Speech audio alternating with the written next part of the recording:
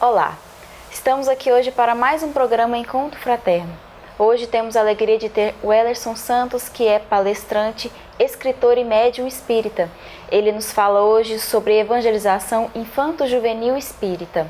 Nós temos ainda os nossos 3 quadros especiais: Tira Dúvidas, Dica de Leitura e Momento Cultural. Fique conosco.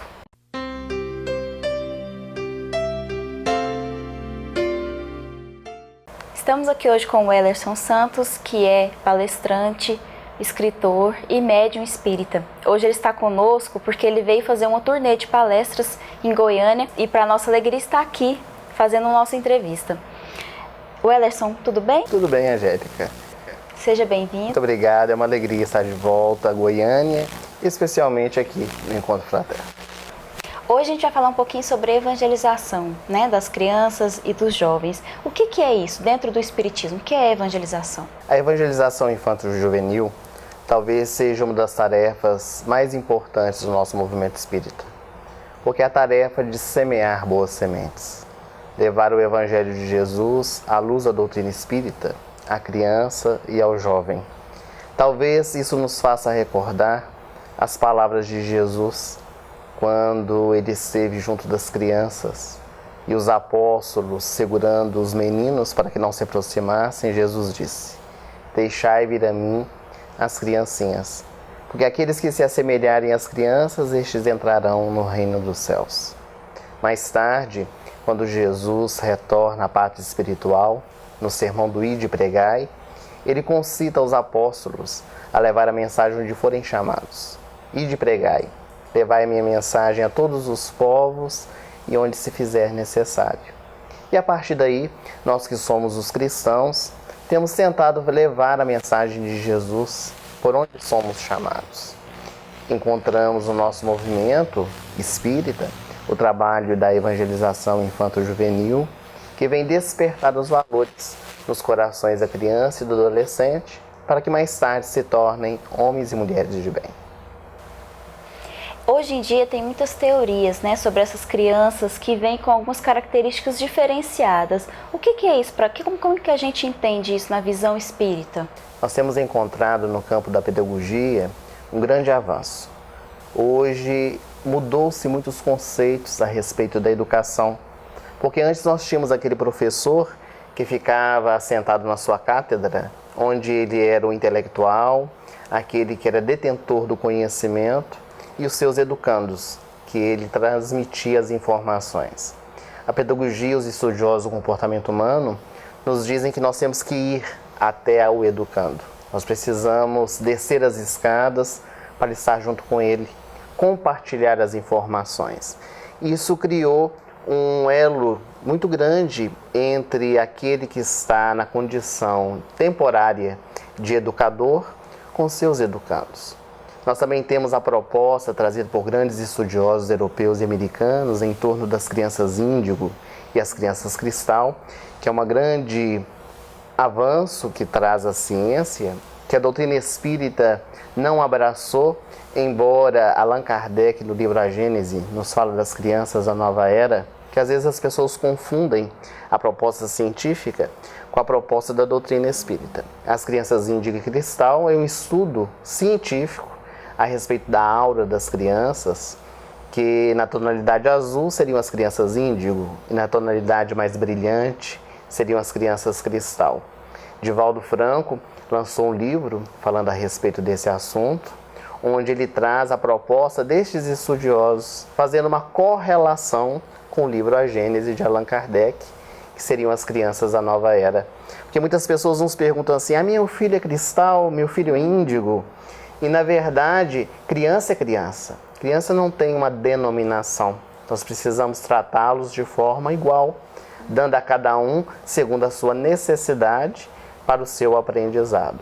O que a doutrina faz é poder alargar a nossa mente no trabalho, porque Kardec nos disse que a doutrina espírita é uma ciência e que nós deveríamos caminhar junto com a ciência, mas seguiríamos um pouco mais, porque a ciência estuda os efeitos, o espiritismo remonta às causas.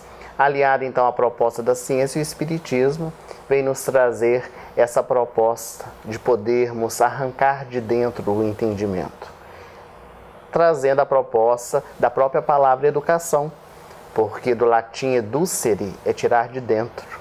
Ao invés de levar o conceito pronto, faz com que a criança e o adolescente retire dentro do seu coração a proposta que já está dentro dela, já que as leis de Deus estão esculpidas na nossa consciência, conforme a questão 621 do Livro dos Espíritos.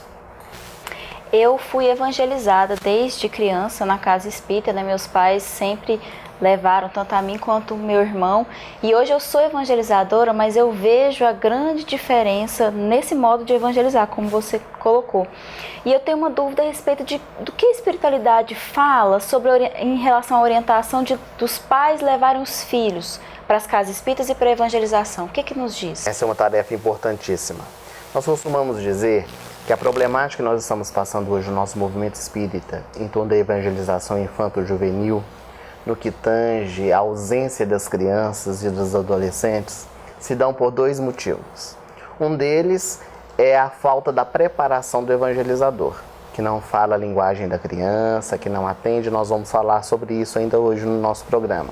Mas a questão dos pais também são muito importante, porque o pai precisa incentivar a criança e o adolescente a conscientizar da importância da doutrina que abraçaram. Porque se ela não tem o exemplo dentro do lar, como é que vai seguir? Muitas vezes a criança vê desde pequenos pais, no dia da reunião pública, quando eles saem para poder participar da reunião. Hoje está chovendo, hoje está muito quente, hoje chegou a visita, hoje tem o passeio no shopping, hoje é o último capítulo da novela da Rede Globo de televisão. Então a criança, ela fica escutando. No dia da evangelização infantil é o dia do passeio, é o dia do aniversário do coleguinha, é o dia do cinema. O que ela vai preferir? É claro que ela vai preferir estar com o mundo. Também na hora do culto, os pais precisam incentivar os filhos a participarem do culto. E o culto com a criança é um culto diferente. Nós não vamos fazer 20, 30 minutos de culto com uma criança que não dará conta de permanecer todo este tempo. Um culto menor, onde nós levamos uma história infantil, uma atividade para que a criança faça. Hoje nós temos a internet com grande facilidade, encontramos atividades pedagógicas referentes ao Evangelho. Levamos, a criança faz enquanto nós lemos o Evangelho, estudamos, e fazemos com que aquele momento seja prazeroso, para que a criança ela se interesse. Mais tarde também o adolescente. Mas se por acaso, no período da juventude, o jovem não desejar, conforme nos diz Emmanuel no livro Consolador, se os pais ofereceram toda a educação que os filhos precisavam, inclusive a severidade, e eles não quiseram, deixai-os ir, porque a vida ensinará. A vida sempre ensina. E muitas vezes pelos métodos educativos da dor, que faz com que aquele jovem, mais tarde adulto, ele caia em si e retorne o caminho. Porque é tão interessante, Angélica, que se o nosso filho disser assim, hoje eu não vou escovar os dentes para dormir, o que nós dizemos a ele? Você vai escovar o dente. Hoje eu não vou na escola, hoje você vai na escola. Hoje eu não vou almoçar, hoje você vai almoçar. Porque quando ele diz, hoje eu não vou na evangelização infantil, nós deixamos. Porque a evangelização não é tão importante assim. Porque se fosse, nós diríamos, hoje você vai à evangelização. Celso Martins, o estudioso espírita, ele tem uma frase que é um pouco ditadora, que diz, come do meu feijão é da minha religião. Parece uma frase muito contundente, mas que precisa ser analisada por nós, os valores que nós estamos dando aos nossos filhos. Então os pais, eles têm uma tarefa importantíssima para que o trabalho da evangelização ocorra. Não dizer à criança, meu filho, vamos hoje na evangelização, lá você vai brincar, vai cantar, vai passar o tempo. Porque muita gente acha que a evangelização é passar o tempo. As crianças serem tiradas do salão para que os adultos tenham uma reunião muito boa e as crianças vão passar o tempo na sala de evangelização. Evangelização é muito mais do que isso. É uma tarefa de semeadura, conforme nós dissemos no princípio. De jogar no terreno para que mais tarde possa florescer e frutificar. Nós vamos para um breve intervalo, mas a gente volta já já. Mas antes, vocês ficam com a dica de livro.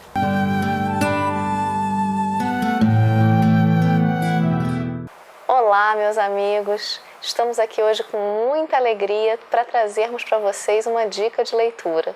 Eu sou um pouquinho suspeita para falar, mas hoje eu venho compartilhar com vocês um livro que fala sobre compartilhar. É o Compartilhar Deus, de autoria de Horácio Augusto Mendes de Souza e Eduardo Felipe Mendes de Souza, meu marido e meu filho. Não é porque o livro é deles, mas o livro é maravilhoso, traz ideias maravilhosas da família, temas para a família, coisas que nos afligem nesse dia a dia nosso corrido. A gente às vezes tem muita dificuldade de compatibilizar as coisas que nos acontecem no dia a dia com aquilo que a gente lê nos livros das obras básicas. E esse livro vem justamente contextualizar essas coisas que acontecem no nosso dia a dia, reality shows, guerras, intolerância, brigas entre vizinhos, tudo isso que acontece no nosso dia a dia, à luz da doutrina dos espíritos. Então, recomendo para vocês a leitura. O livro está muito bacana, com uma editoração maravilhosa da FEEGO. Recomendo grandemente. Um forte abraço.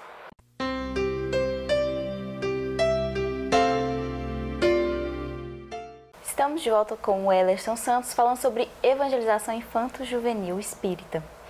O Ellerson, continuando agora a nossa conversa, existe alguma condição mínima que o evangelizador deve ter para evangelizar a criança e o jovem? Como que é isso? A discussão também é muito interessante, porque em certa ocasião os amigos encontravam-se em Uberaba em torno de Chico. E eles começaram essa discussão, inclusive Herculano Pires, que foi um grande estudioso do nosso movimento espírita. E a discussão era a seguinte: quais eram as características que deveria ter uma pessoa para ser evangelizadora infantil? E alguns defendiam a tese que devia ser pedagogo, deveria conhecer muito de criança para poder realizar o trabalho. Outros diziam não, que apenas a boa vontade, a determinação faria com que o trabalho ocorresse muito bem. E o Chico sempre em silêncio, porque o Chico sempre aguardava ser questionado a respeito de algum tema, algum assunto. Ele nunca adentrava a conversa de alguém. Quando de repente alguém foi iluminado, e perguntou para o Chico: então, Chico, o que precisa para poder realizar o trabalho de evangelização infantil? E ele disse uma única palavra: amor. Porque para doutrinar é preciso ter conhecimento, para evangelizar é preciso ter amor. Mas muitas pessoas confundem a resposta do Chico, porque às vezes nós temos os nossos desculpismos. O Chico falou que basta ter amor e já é um bom evangelizador. Mas o que é ter amor no coração? Não é também se instruir para realizar bem o trabalho? Então o evangelizador ele tem que se preparar.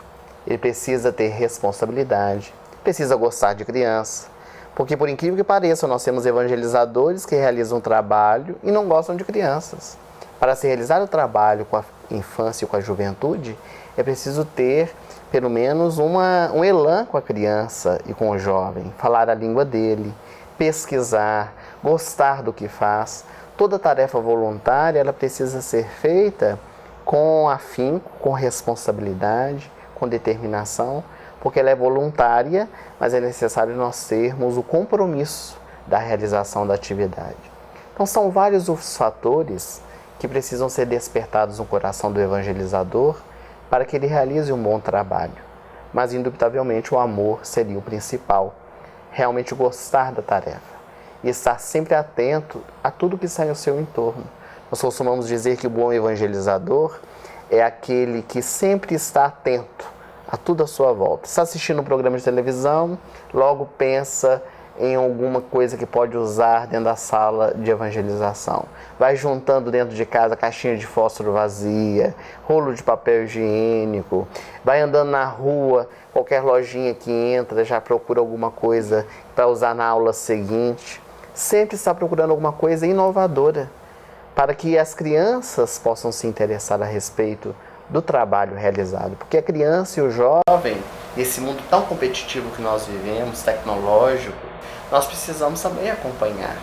Não é trazer as coisas do mundo para dentro da sala de evangelização, mas é nós podermos usar os recursos que a tecnologia nos oferece para poder despertar na criança e no adolescente o interesse de participar do nosso trabalho. Porque se a criança ela vem a primeira, a segunda, a terceira aula e sempre a mesma didática, não a mesma história, a mesma didática usada, chega um momento que ela já não tem mais interesse em participar. Então a inovação por parte do evangelizador, a criatividade também é muito importante. Muitas pessoas acham que os espíritos intuem bastante, mas é preciso nós fazermos a nossa parte, porque não há como tirar de onde não possui. Quando nós abrimos campo para que a espiritualidade atue, nosso trabalho dá muito mais frutos. Preciso nós nos prepararmos com uma prece, em casa, porque a tarefa de evangelização ela não é realizada apenas na casa espírita. É todo um processo de preparação, um roteiro a ser seguido. Preciso nós termos esse compromisso, abrindo campo para que a espiritualidade possa trabalhar na nossa mente e nos dar a intuição necessária para que o trabalho seja realizado da melhor forma possível. Para os nossos jovens, às vezes alguns evangelizadores têm uma certa dificuldade em virtude dos temas que interessam a eles, né? Mas eu quero confirmar com o senhor sobre que todos esses aspectos estão contidos no Pentateuco, né? Todas essas dúvidas, geralmente a gente consegue, né, sanar com a utilização do Pentateuco. O que você me fala sobre isso? Como nós estamos trabalhando a evangelização espírita, seja com a infância, seja com a juventude, sempre a nossa base será a codificação. Nós podemos e devemos trazer temas diversos, temas atuais, mas sempre buscando o respaldo na codificação e no Evangelho, porque é a base da nossa doutrina. De outra sorte, nós teremos dificuldades para realizar o trabalho. Hoje nós temos conteúdos de trabalho que são trazidos pelas federativas. A Federação Espírita Brasileira nos apresenta um arsenal para o trabalho na evangelização infanto-juvenil. E a instituição espírita, ela utilizando esses recursos, vai adequar segundo o conteúdo que deseja trabalhar com as crianças e os jovens, atendendo a necessidade de cada um deles e fazendo toda uma programação. Mas é claro que sempre nós vamos encontrar todos esses recursos na nossa codificação. Nós vamos para um breve intervalo e a gente volta já já. Mas antes, vocês ficam com uns tira-dúvidas.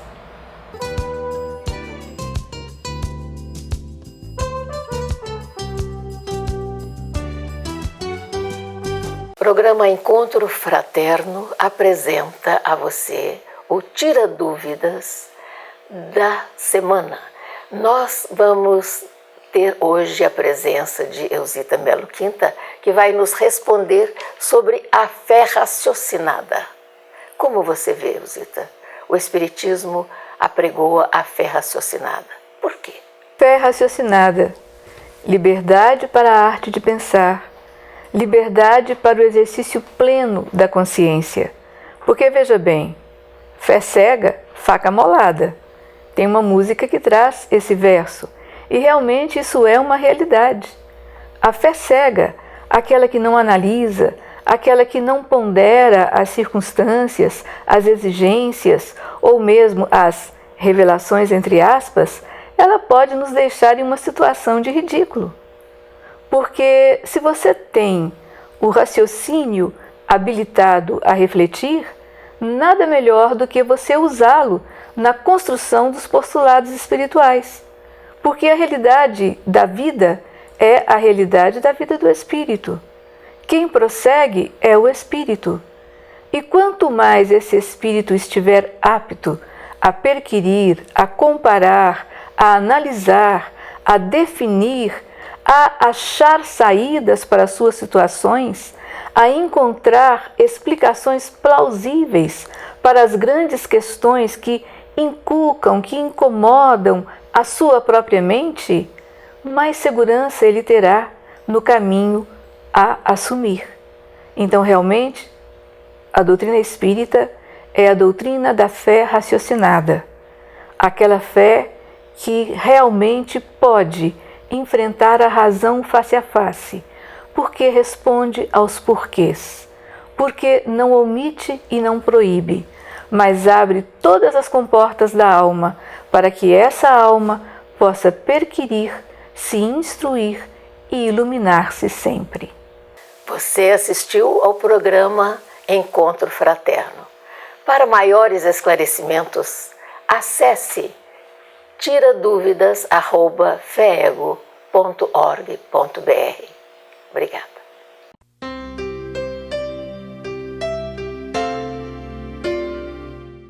convidamos o nosso caro telespectador e a nossa cara telespectadora a ficarem atentos. 25 a 28 de fevereiro do próximo ano, teremos o nosso congresso aqui em Goiânia. E o tema, vida, desafio e soluções. Quem não tem desafio? O Espiritismo tem soluções.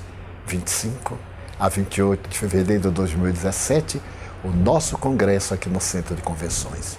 Muito obrigado.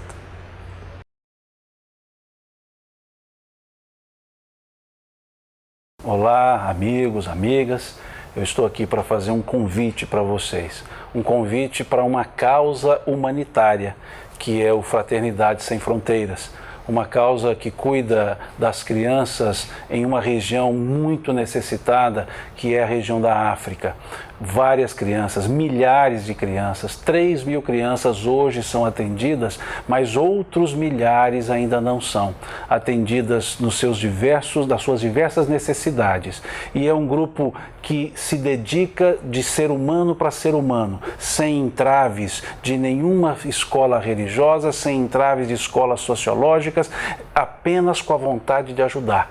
E é ajudar tão simples, convidando a você para ser um dos padrinhos do Fraternidade Sem Fronteira, para poder levar alento a pessoas que nós não conhecemos, mas somos irmãos, somos filhos do mesmo Pai. E é uma das marcas do cristianismo, o amor, né? Um amor que transcende quaisquer barreiras. E aí fica o convite então para juntar-se, você junto com eles, formar uma grande rede e junto também conosco formar essa irmandade chamada Fraternidade Sem Fronteiras. Por isso, eu apoio Fraternidade Sem Fronteira.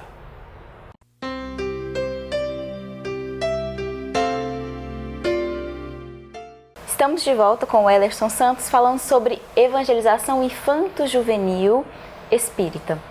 O Ellerson, e sobre os dirigentes das casas espíritas, como que eles devem incentivar a evangelização infanto-juvenil? Ou eles não devem? Como que é isso? A casa espírita deve sempre incentivar todas as atividades, todas as tarefas e também a evangelização infanto-juvenil. Cabe aos dirigentes oferecer aos evangelizadores cursos, seminários, reprogramações. Hoje nós temos tantas pessoas que se dedicam ao trabalho voluntário de irem às instituições, dando cursos e seminários, recursos didáticos novos para serem utilizados dentro da sala de aula, porque tudo isso vai criando um interesse por parte do evangelizador.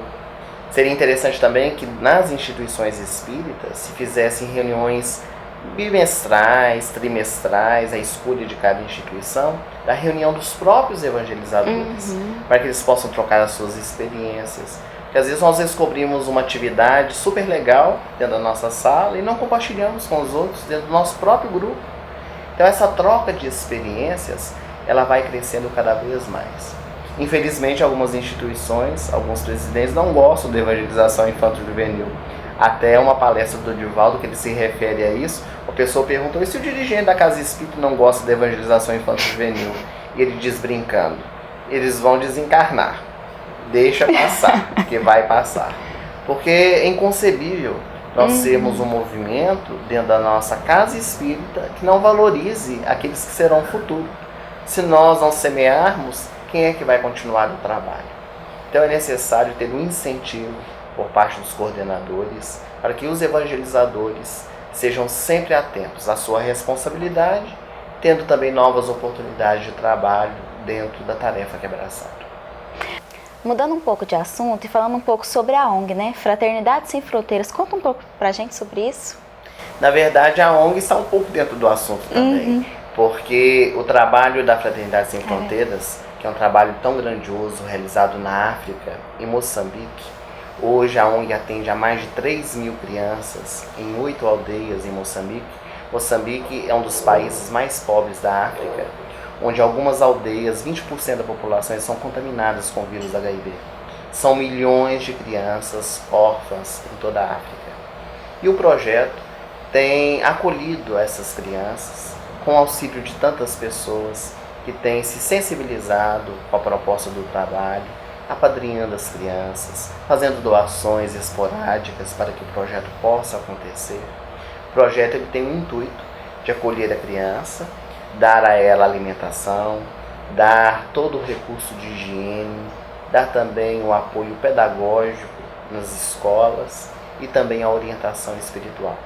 Nós temos coordenado a Caravana da Educação, fomos convidados pelo Wagner Moura, o seu coordenador, para realizar esse trabalho, e temos ido uma vez ao ano em Moçambique, nas aldeias, fazendo uma preparação das monitoras para que elas possam realizar o trabalho com as crianças. A proposta é levar o Evangelho de Jesus, já que o projeto é sem fronteiras, nenhuma barreira religiosa, não vamos pregar o Espiritismo. Nós vamos levar a mensagem que traz tantas benesses para o nosso coração.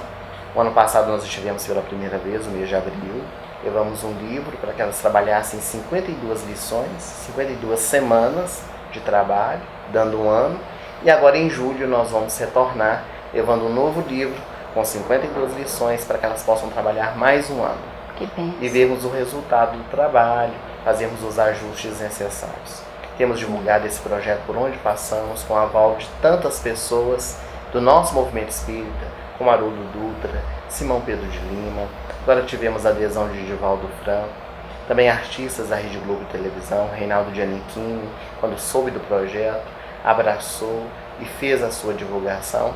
Pessoas do bem que têm atentado para a necessidade de estendermos a mão àqueles que estão necessitados. Então aproveitamos o programa Encontro Fraterno aos nossos ouvintes para convidá-los para que participem também. Acessem o site da Fraternidade Sem Fronteiras, www.fraternidadesemfronteiras.org.br, padrinhando uma criança ou auxiliando como puder. É uma maneira de evangelização, como você acabou de dizer, né? Sim. Então está dentro do nosso tema. Então, para a gente finalizar, vamos deixar uma mensagem para os evangelizadores com você. A mensagem que nós gostaríamos de deixar aos evangelizadores é aquela que se refere ao Mestre Jesus, já que Ele é o nosso roteiro e guia. Ele pôde nos dizer: amai, amai uns aos outros como eu vos amei. Quando nós despertamos o amor dentro do nosso coração, nós conseguimos entender o outro, conseguimos estender a mão, conseguimos colocar no lugar do outro e fazermos o trabalho a que somos convocados. Às vezes nós desejamos fazer, Angélica, trabalhos grandiosos, e nós somos convocados a realizar uma missão que é grandiosa para cada um de nós, onde nós estamos colocados. Abraçar a tarefa que nos foi confiada com amor, com dedicação, nos ilumina e faz iluminar aqueles que estão ao nosso entorno. É isso que Jesus quer de nós. Trabalhe na intimidade, porque quem é fiel no pouco, acaba um dia sendo fiel no muito também. E à medida que nós vamos realizando este trabalho de semeadura, mais tarde, ao ver os frutos, é a nossa recompensa. Porque a recompensa do trabalhador espírita é a alegria de servir. Certo dia nós escutamos isso de um benfeitor espiritual. É a recompensa maior de ver sorrisos estampados em rostos, a transformação, porque ela acontece. Se nós pegamos uma salinha no princípio do ano, no final dele nós vemos resultados. Transformações, o entendimento, o conhecimento das crianças. E tudo isso vai refletando o nosso coração para fortalecer em nós a proposta da divulgação. Já que Emmanuel disse por Chico Xavier que o maior bem ou a maior caridade que nós podemos fazer para a doutrina espírita é a sua divulgação. A mensagem que nós damos aos evangelizadores é essa: divulgar. Mas não apenas pelas palavras, principalmente pelos exemplos. Wellerson, muito obrigada pela sua presença aqui no nosso programa. Foi um momento ótimo. Muito obrigada e a gente espera que você venha novamente. Eu que agradeço pela oportunidade e espero em breve estar de volta junto com vocês. Muito obrigado. Nosso programa chega ao fim e vocês ficam agora com o Momento Cultural. Muito obrigada e até a próxima.